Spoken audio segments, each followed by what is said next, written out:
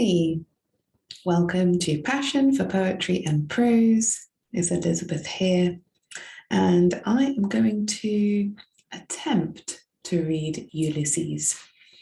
This is by Alfred Lord Tennyson. And to accompany this poem, I have included a gorgeous painting by Turner, and it is titled Ulysses Deriding Polyphemus, Homer's Odyssey. I think it's rather beautiful. I love the gold, the golden reflections, the gold in the sky, sort of fiery. Well, yes, it is fiery. Okay, so I cannot promise perfection as I read this poem, but I will do my best and hopefully we will all enjoy ourselves. And ultimately, I think I'm probably better than one of those automated computer audio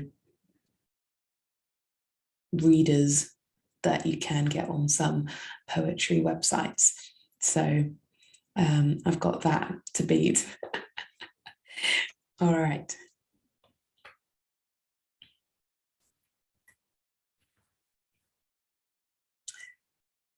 It little profits that an idle king by this still hearth, among these barren crags matched with an aged wife, in met and dull unequal laws unto a savage race, that hoard and sleep and feed and know not me. I cannot rest from travel. I will drink life to the lees. All times I have enjoyed greatly, have suffered greatly, both with those that loved me and alone, on shore and when through scudding drifts the rainy Hades vex the dim sea. I am become a name, for always roaming with a hungry heart. Much have I seen and known, cities of men, and manners, climates, councils, governments, myself not least, but honoured of them all, and drunk delight of battle with my peers, far on the ringing plains of windy Troy. I am a part of all that I have met, yet all experience is an arc where through gleams that untravelled world, whose margin fades forever, and forever when I move. How dull it is to pause, to make an end, to rust unburnished, not to shine in use. As though to breathe were life, life piled on life were all too little, and of one to me little remains. But every hour is saved from that eternal silence, something more, a bringer of new things, and vile it were for some 3 suns to store and hoard myself, and this grey spirit yearning in desire to follow knowledge like a sinking star, beyond the utmost bound of human thought.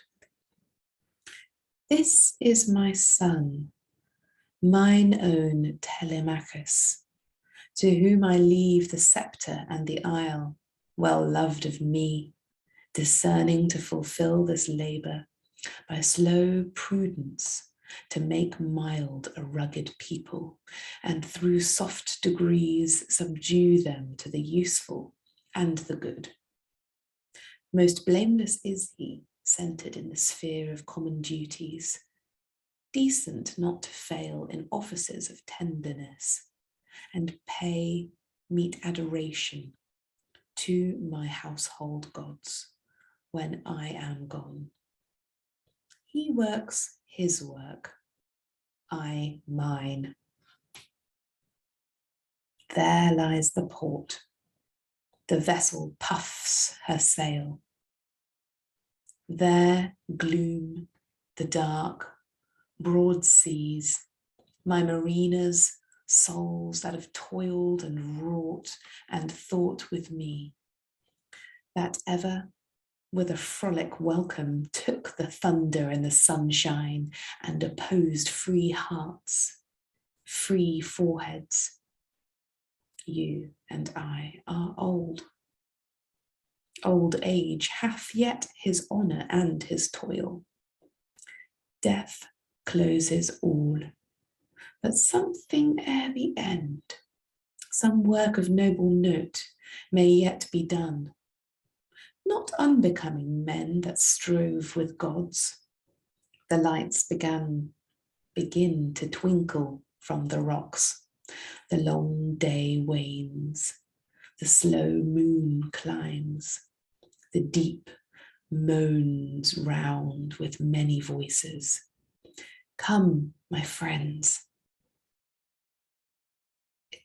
It is not too late to seek a newer world.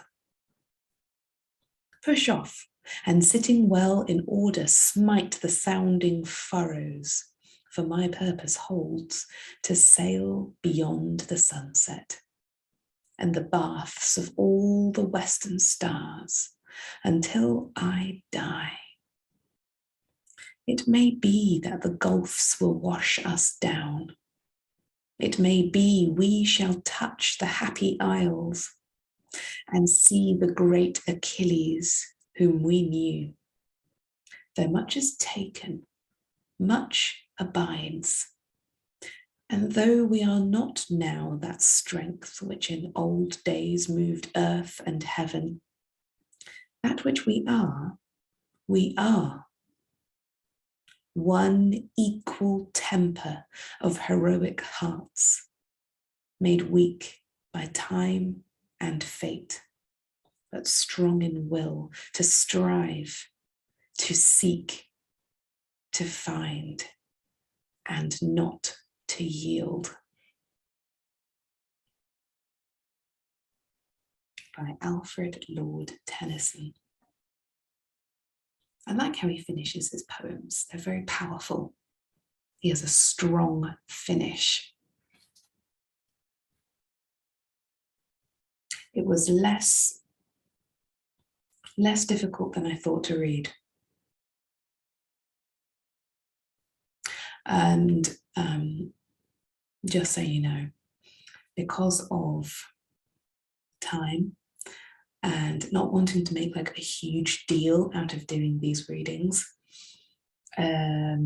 most of them, this is my first time reading it out loud.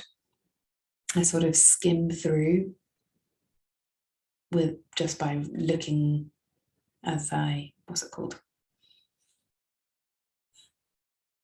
So I love classical poetry. And when I choose a poem, I might be following a particular poet, and I skim through it and I just dive in and read it out loud. If I have loads of energy and I'm really feeling like I want to make it pristinely smooth, then I would read it out loud a few more times. But for the most part, this is the first time I'm reading it out loud. And I enjoy doing it like that because it gives me a bit of freedom, I feel, to allow myself to make a mistake or two, but also to challenge myself to see how fluently I can read it. And I think I'm sure I missed some of the specific intonation and some of the deeper meaning that could potentially be drawn out if one read more about the poem and really prepared. But at the time of life that I'm in at the moment, for me, it's great just to do what I'm doing. And I'm having fun reading it and sharing it with you. And maybe at some point I'll give myself more time to prepare and consider the history and the analysis of the poem. And of course, as I do read it, I get a feel for the message and the rhythm and how the story is developing. But I'm sure I'm only scraping the surface with my understanding as well. This is partially done in this way because I'm a mother to a toddler, and by this time in the day, so it's 10:30 in the evening, I have had a busy day, and this is part of my relaxation and fun to read poetry and share it with you and read prose as well. Cool. Thank you, everyone. I am going to stop recording now.